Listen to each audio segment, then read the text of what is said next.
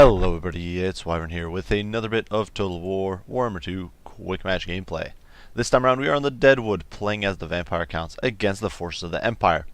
And rather than running with my sort of usual strat, I decided to go with something that was recommended in the comments by Davina, that I should try out a bit of an Isabella build with Banshees. And Isabella's not really a lord I've played much with. As far as Vampire Counts lords, I think she's probably she's probably the least competitive, alongside Helman Gorst. But I figured, you know what, why not? Let's give her a shot. Let's try it out, and hopefully we'll see how she can do here against Empire. So, going over Isabella real quick, she does have some unique abilities, which is pretty nice. She's got Blood Chalice of Bathory, which is a heal and vigor buff, as you can see, to whatever heroes or lords you might target with it. Unfortunately, it has a very long cooldown, and obviously it only applies to heroes, so it's a bit limited in that sense. Interestingly enough, I do actually think you can apply this to non-undead heroes, which is, so I guess in a co-op game this could be really, really strong as well, if you want to heal up, say, Kolek. But alongside that, she does have Master of Beguilement, much like her hubby, Vlad, so minus 44 melee attack. Red Fury, which is unique to her, a buff to either her or an ally that gives them extra vigor as well as damage and charge bonus. And of course I did bring 3 spells from the lore of vampires, Invocation of the Hag, Van Hels's Dance Macabre, as well as Raise Dead. She does not have the Beguiling, I forget what it is, not Master Beguilement, it's Aura of Dark Grandeur, I do believe, from Vlad, which is minus 4 leadership, unfortunately. But other than that, definitely pretty solid. You can see she's got respectable melee stats. She's got very high melee defense, decent armor, well, actually really good armor at 110. I do have her here on the Barded Nightmare, so gonna be pretty tanky, hopefully. Alongside her, 2 Banshees, each of which does have the Slippery, and one of them has Screaming Banner, which is minus 4 leadership. I always think this is pretty nifty when you're trying to apply fear, terror, all that sort of stuff. It's nice to get even your opponent's leadership even lower. For the front line, I actually went with a wider front line than I normally do because I simply couldn't really afford the Vargolfs I would normally run, because I went with this hero squad. We've got 2 Skeleton Warriors on either end. The front line composed of Graveguards, Stearnsmen, and the Königstein Stalkers. This is another unit of Graveguard over there, so pretty decent stuff. If my opponent goes heavy on, say, Greatswords, this probably won't hold up that well, but for that we do have Isabella, as well as our 2 cavalry contingents, one of which has Blood Knights and Dire Pack, the other one is Blood Knights and Dire Wolves. And we're kind of sneaking up through the woods here, going slowly but surely. Obviously, there's always a possibility that you're going to be ambushed somewhere around here, so I didn't want to just pile into my opponent's cavalry force if he had one hidden in the woods. And of course, initially, I couldn't really see much of my opponent's army because it was hidden behind this ridge here. For my opponent, Gluber, actually one of my friends that I ran into in a quick match, so he was running a bit of an interesting Empire build here. He decided to run with Karl Franz, which he's pretty solid. I actually do think Karl's really good. He's got Karl Miraz, he's got Stand Your Ground, he's got everything except Reikland Runefang, in fact. So, all in all, quite a few buffs, quite a bit of damage output probably going out. Unfortunately, we do have those Banshees who should be pretty resistant to his killing power. Our front line composed of a mix of swordsmen as well as Sigmar's sons, some great swords, the Tattersoul, so a bit of a mix of unbreakable, decent hitting power, and then just some additional chaff. Personally, I think you're better off going just very heavy on great swords, but you can definitely roll with a more unbreakable and cheaper front line. Alongside that, the Sunmaker, which I think is the only iffy pick here. It's already blasting away at my infantry there, but unfortunately because of its low arc, you can see it's kind of pounding the dirt here. And the Sunmaker, personally, I'm not a big fan. You can see it's doing quite a bit of damage to these Skeleton Warriors and some of this Graveguard, but it's really just, I feel like it never pays for itself. It's a very expensive artillery piece. A Light Wizard here with the Exorcism, Frost Protection, as well as Net of a Mintok. Definitely pretty potent, and combined with the silver bullets over here, as well as these handgunners over here, it could be potentially a huge threat to a lot of my units, including Isabella, but especially the Banshees, because Banshees don't have great HP. They've only got 2300 HP, or 2400 almost, and if the silver bullets start wailing on you, it's going to take like 2 volleys, and you're going to lose your Banshee.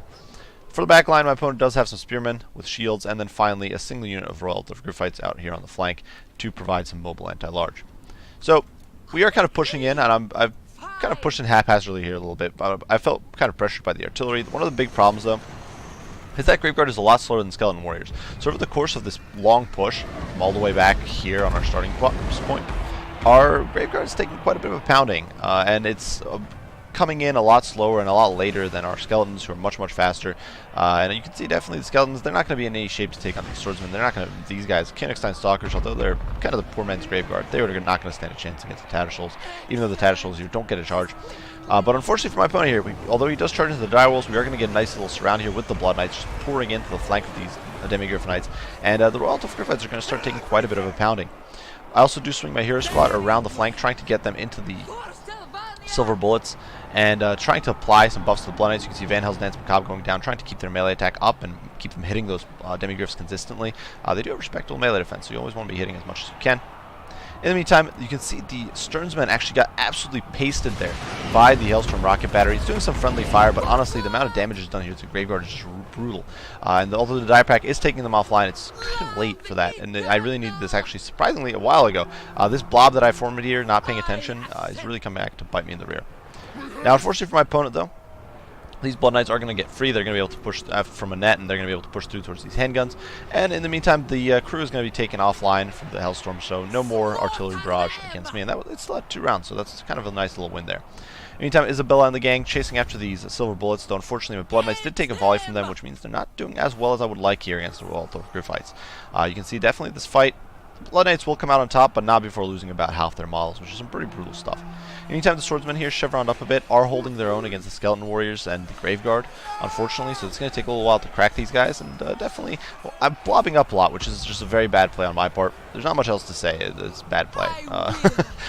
Karl Franz does dive in here, though, and he's going to take an absolute beating from the Banshees, who of course are going to be shanking him, and Isabella's in there hitting like a truck. So he's not having the best time of it. He's able to get some little tail whips in there. It's actually funny that like Griffin's doing tail whips, but we're going to get a few jabs in there, but before he's forced to withdraw with about, I don't know, 2/3 of his HP remaining.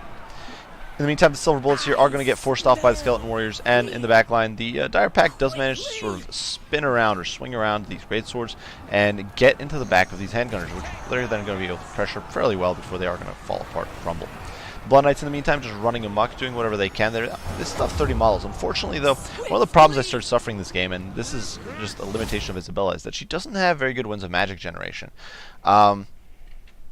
So I actually was struggling to get that many spells off, especially when I was trying to get my zombie summons and all that sort of stuff. Isabella just wasn't able to keep summoning stuff. Karl also being a bit of a nuisance here. He's kind of hard to, he's being hit here with cross protection, which is making him a lot harder to hit. Plus, of course, Karl does have the benefit of high mass, so he's just able to sort of pull away and escape fairly easily, but unfortunately he can't really do too much damage to these Banshees. They do have that 75% resist. Meantime, Dire Wolves here are going to chase off the Royal Gryphites, and I think actually slaughter them to a man, which is a complete waste of effort, but whatever.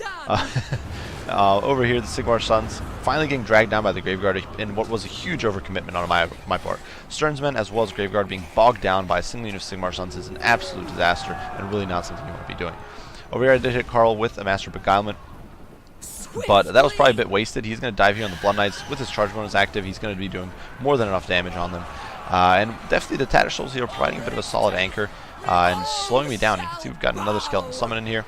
And we're diving in with Izzy and the Banshees, trying to do as much damage as we can. Another Banshee over here chasing the silver bullets. Doing rather well here.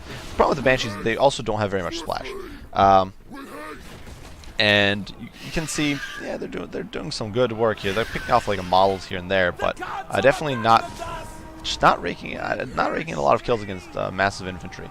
Blood Knights here crumbling, which is going to leave me in a very infantry-heavy situation. I still have 2 Banshees, I still have Isabella, but my Blood Knights are almost gone.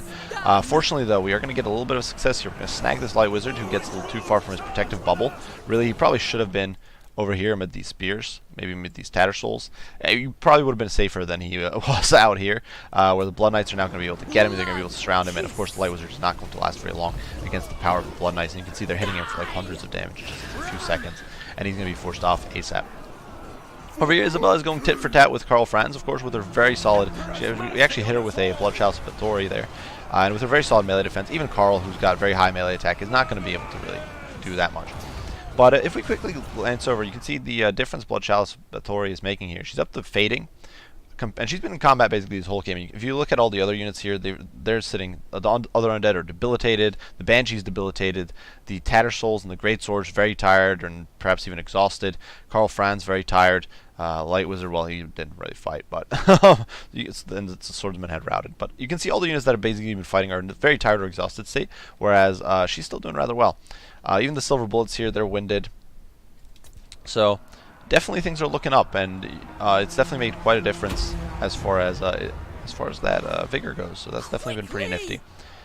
Unfortunately, my opponent's troops are my troops. My opponent's troops are rallying here on the periphery, and they're going to be able to start kind of diving back in, because I haven't really done that good of a job of shutting them down. You can see Carl trying to dive back in. He's down to 1400 HP, and Galmaraz doesn't really help that much against the Banshee.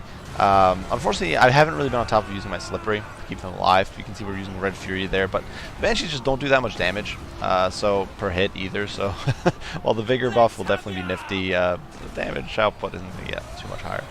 We were able to mop those swordsmen though, and you can see the silver bullets once again teeing off, and suddenly we're going to start taking a huge pounding here on the Banshees. These guys, of course, have magical missiles, and they've still got 19. They still got most of their ammo, in fact. I do summon some skeleton warriors here, trying to bog Franz down, prevent him from escaping. We hit him with the Master Garment, but unfortunately, well, fortunately for me, I guess, my opponent's army is simply going to shatter at this point, so no more need to fight. It's simply, at this point, a matter of beating down some hobos over here who are still trying to fight back. See that great sword milling around, routing there, as the wolves dive in and do start tearing down these last few weirdos over here who are swinging around their flails. This guy, is he the last guy? He is the last guy, and he just gets taken down there, surrounded by undead. So, a fun game, definitely not necessarily the most competitive on either end. Galuber was trying out the Hellstorm rockets, and I was trying out Isabella with Banshees.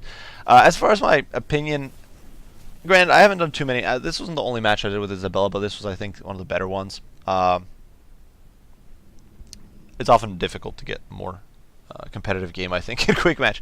But as far as I've been able to tell with Isabella, I think I'm still not particularly happy with her. I still think she is in major need of a buff, and she just fills a odd niche in the Vampire Count roster, where I don't really think she's all that useful, unfortunately. I had fun with her. It's certainly pretty awesome to see that huge vigor buff that you get from Blood Chalice of Batory. It's always fun to run around with Banshees a bit. And try more heroic-centered builds with Vampire Counts, because Vampire Counts don't really do heroes normally. You might bring like a single Vampire stripped down to almost nothing just to get some spells. You might bring a Necromancer for some summons. Rarely, maybe a Viking. I don't know. Maybe like very rarely you'll bring one hero or something. But you don't really focus on heroes with Vampire Counts, which I think is where Isabella's nice. It gives you a sort of hero, or should be nice. It should give you a hero option. But unfortunately, I do think she just doesn't cut the mustard. Vampire Counts Lords, in general, you want them to either be survivable, so that they can't get sniped, because Vampire Counts, of course, have huge issues with if their lords die. You want your lord to have a lot of Winds of Magic generation, because you're reliant on magic. Or you want the lord to be able to... well, I suppose there's a lot of things. It depends on what you want your lord to do, but Isabella doesn't really fit any function of what you want a vampire lord to do. She doesn't have the benefit of the dueling, the huge edge in dueling that you get with the Red Duke. The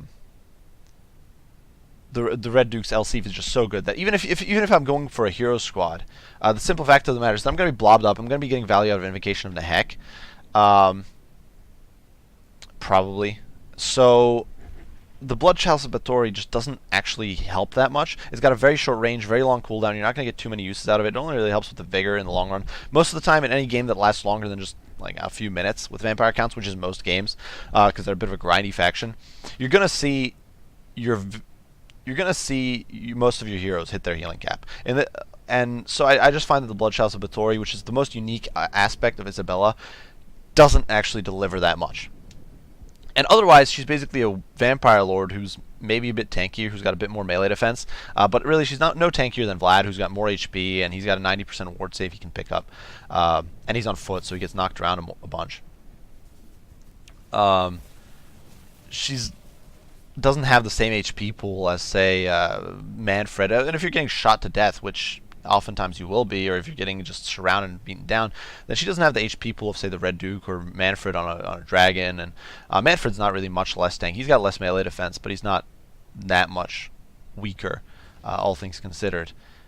So I just find that Isabella's in a bit of a rough spot. And then plus, because of the way Vampire Count Lords work, you're already paying a high premium for your Lord. So Isabella's like 2,000 on a horse with the kit I brought here. So usually at that point, you want to be investing a huge amount in your army, which is going to be doing a lot more damage, and they're going to be carrying you a lot harder. Whereas if you're forced, whereas with Isabella, to make maximum use out of her, you essentially have to bring heroes. You have to. But Vampire Count heroes aren't that great. Vampire heroes are very strong, but they're very expensive, and they have their own sources of healing. Necromancers also have their own sources of healing. They're essentially disposable and dirt cheap. And so they're kind of not that useful. Then the two units that you might be gooning with Isabella, I think more commonly, Banshees and Banshees and White Kings. Well, Banshees are rather squishy, so you can usually make use out of Invocation of the Neck. You just hit yourself with that. White Kings, well, I don't really use them as a bodyguard much. Maybe if you goon with White Kings, it's a little more functional. The other thing I suppose I forgot to mention is that Bloodshot Sabatori only has 60-meter range, which is really unfortunate. I'm not saying that Isabella can't be made to work. Obviously, she can be competitive. She can be decent, but I just don't think she's at that top tier of Vampire Count. She's obviously much better than, say, Helm Gorse. Like I was saying initially that she's alongside Gorse is one of the least picked lords, but that's just it's not necessarily that Isabella's that weak.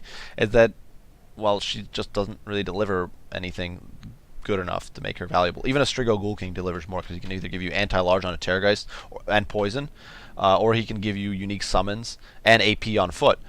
He's got a lot of things going for him. He's actually Strigo Ghoul King actually has some advantages there. I'm not entirely sure about Vampire Lord. Maybe that's about comparable to Isabella, but Necromancer, of course, is just dirt cheap, which is great. It lets you go super wide with your army. But yeah, that's just my 2 cents. I enjoyed playing it. I had a lot of fun, so I don't want anyone to go away from this saying, "Oh, Isabella's horrible." You can make her work. It can be fun. I just definitely think she needs some sort of rework. I think she needs some sort of buff, something to make either make that hero spam or that hero usage more incentivized. Something that would I don't know, make Blood Chalice of Bathory have a passive effect that improves nearby heroes' melee stats or something. I don't know. I'm not saying that's like the fix, but something to make incentivize gooning more, because right now you're basically better off, if you're trying to goon with heroes, you're better off bringing the Red Duke, because Elsif is much better than Blood Chalice of Bathory. Even if you're going with a Red Duke on a Hellsteed or a Barded Nightmare. So that's just my 2 cents. If you guys disagree, that's fine. Be sure to let me know. I'd love to hear your guys' opinions. I do hope you guys enjoyed it. Hope I didn't flop here too badly with Isabella. Obviously, my opponent's build, nothing too crazy competitive either. He did decide to bring the Sunmaker, which is always a bit of a meme choice. But yeah, I do hope you guys enjoyed the video. I hope you find it entertaining. If you did, be sure to leave a like and subscribe below to keep up with additional content. If you have any questions, any comments, any concerns, all that sort of stuff, yeah, let me, as usual, just let me know. And post down below. I do thank you all for watching, and I will see you all in the next one. Wyvern out.